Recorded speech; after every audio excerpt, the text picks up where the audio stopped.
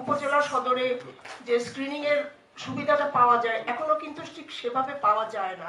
এটা নিয়ে আমি অনেক চেষ্টা করেছি, তো পাবনা সদরে কিছু মানে রোগী নেওয়ার চেষ্টা করেছি, কিন্তু প্রধান বাধাটা আসে হলো পয়সা নেই, এবং পয়সা না থাকার কারণে তারা মানে ৮,০০০ টাকা হলে তাদের অপারেশন হয়, মানে এমন পর্যায়ে চলে গেছে তাদের ইনফেকশন যে তাদের এখন অপারেশন ছাড়া উপায় নেই, এবং এই অবস্থায় তাদের কাজ করতে হয়, যেটা গ্রামের মেয়েদের হয়, তাতে করে তাদের ইউটেরাসটা বের হয়ে আসে।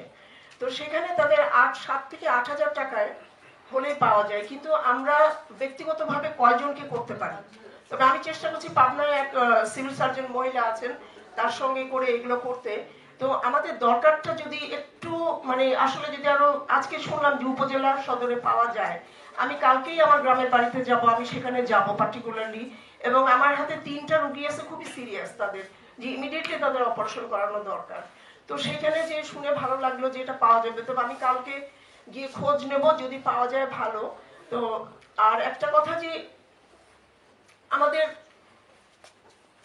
মানে আসলে মেয়েদের যেটা বলতে চায় না তারা, যে তাদের সমস্যাটা, তবে ব্রেস্টেরটা তো একদম উপরে আমরা দেখতে পাই, কিন্তু যেটা জরায়ুতে যেটা হয় সেটা কিন্তু আসলে কেউ বলতে চায় না। এবং ব্যক্তিগত অপরিচ্ছন্নতা এত বেশি মারাত্মক আকারে যে তাদেরকে বলেও কিছু করানো যায় না। তাদেরকে নিয়ে আমি বসেছি অনেক, যে এটা তো আমাদের যে মানে জীবনযাত্রার স্বাভাবিক যে জিনিসটা, সেটা নিয়ে এত লুকোচাপা করেন কেন?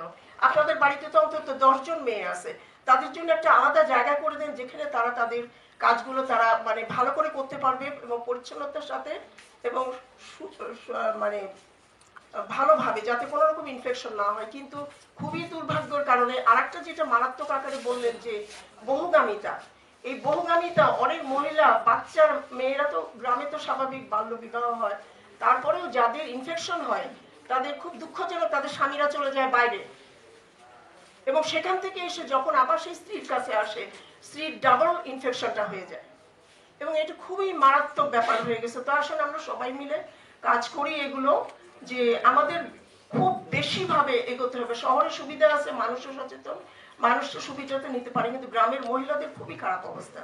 তো আশা করি আমরা যে যেখানে আছি, যে পর্যায়ে আছি, এবং যদি আর ডাক্তার আপাদের কাছে আমার একটা অনুরোধ, যদি